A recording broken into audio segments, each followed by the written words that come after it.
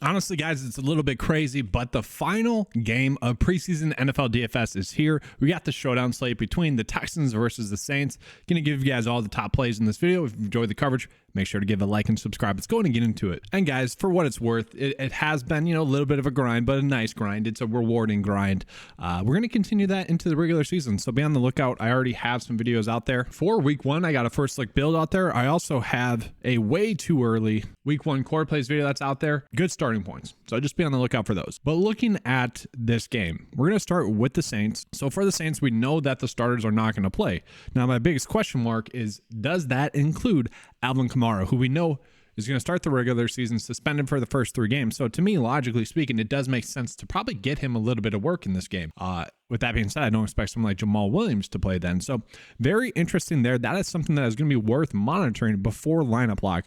The news on Alvin Kamara. Is he going to play or is he going to sit? Because if he sits, that's going to open up a little bit of running back value. Because we have a player like Keandre Miller that is just waiting out there, had this pretty awesome catch and from Jameis Winston last week. And honestly, he might need to get the snaps because other rookie running back, Alice Merriweather, has been pretty darn impressive thus far this preseason as well. If we're talking about the top running back plays, I would say maybe they're these top 2 RBs. I've kind of liked Merriweather just because he has been a little bit more involved in the passing game, although that does feel like a toss-up. We're not going like all in on either of those two, but they could be good plays. Let's go ahead and talk about the quarterback situation here. So yes, we do know that Derek Carr is going to sit. So with that being said, we get Jameis Winston, who has actually led the Saints in snaps at the quarterback position by a hefty margin. He's going to start. My expectation would be that he plays a half of football, and then Jay Cornier comes in and plays comes in and plays the second half. Now, I don't think he's actually looked all that good.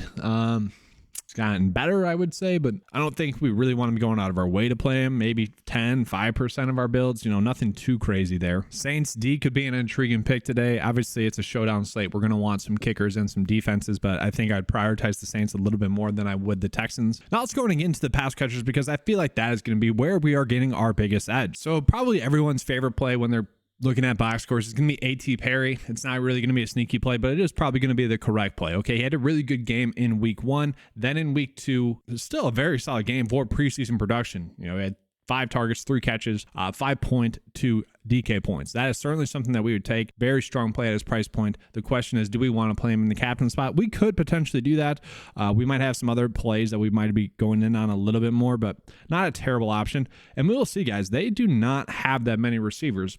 So to me, if we are expecting there to be some offensive production from the Saints, which you'd hope so, right? We probably want to be going in on some of these players. And partially the reason why they're thin at the receiver position is because they let go Bryan Edwards, who had the most snaps amongst Saints receivers thus far this preseason. So yes, there's going to be a lot of playing time available. He had a really rough game in his last game. Should have had a better game.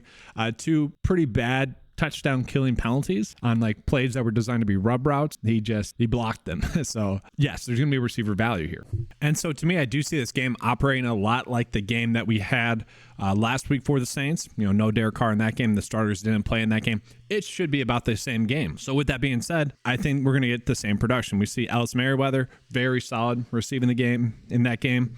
Keandre Miller had 10 rushing attempts. Merriweather only 5. That does worry me a little bit. We see A.T. Perry getting 5 targets like that. Kroll, we're not going to be touching him. He's a tight end. Probably don't want to be targeting that. So we do see some other names kind of popping up there. I thought Kirk Merritt would be someone that we'd be looking at. We're not. And so maybe we mix in Davis, who had the most targets and receiving yards. I don't mind that. Lynn Bowden, someone you'd think would do a little bit better. But really my takeaway here is that we're just going to be mixing and matching maybe one of these other 2. A.T. Perry, probably the top play.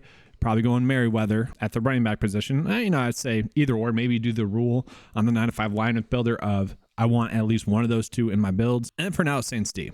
Let's go ahead and switch up and get into Houston. And so, guys, when I was doing my little notes that I typically would do for the slate, the only note that I had is that the starters are going to play a series or 2. The Texans are a big question mark here, and that's probably why I'm favoring more so the Saints, just because it's more obvious who we should be on. So that could actually create a bit of an edge, though, for some of these ownerships, because I would imagine if I can't find it, other people are not going to be able to find it. Thus, the ownerships are going to be a little bit lower. And for what it's worth, obviously, we're going to have Jameis Winston and Jake Haener there at the quarterback position. So the Texans D should be something that is going to be appealing to us. I really think that they could be strong plays. And as well, it's worth pointing out that the Texans only have one kicker as well. That's going to make it a little bit easier for trying to be on an optimal build. Obviously for the Saints carrying 2, we don't love that. That could be something we monitor before lineup lock. Maybe that changes. So recently Case Keenum returned to practice. He's someone that could get some playing time in this game. Davis Mills, played a little bit. My thing is that they're just probably going to spread the production out at the quarterback position. That just would seem like something that we're just trying to get lucky at. So I don't think we need to be targeting them. The biggest question mark on this slate is going to be how much is Tank Dell going to play today? Just because he did have an injury in the last game, didn't play that much. If he is someone that we knew was going to play a lot, yeah, sure, we want to be all over that, but we don't know that, okay? Let's go ahead and take a peek at their week 1 game because I think that's going to be the best sample of who's going to get some playing time in this game. And so we'll see the production very much spread out. They did run the ball a lot, 30 times, threw the ball 30 times as well, so a 50-50 split there. But look at the target share, like very much Tank Dell and then nobody. Like it's just we don't know, okay? So if we get news, I don't know, I don't think we will, but if we got news that Tank Dell was going to play and going to play a lot, we'd probably want to be in on that. That being said, I do think Xavier Hutchinson, someone that they've been wanting to get involved, probably going to be the best receiver play for them. Not exactly someone I want to go crazy with. And then from there, honestly, guys, it is just a toss-up. I don't love giving that analysis to you guys, but it really is just a toss-up.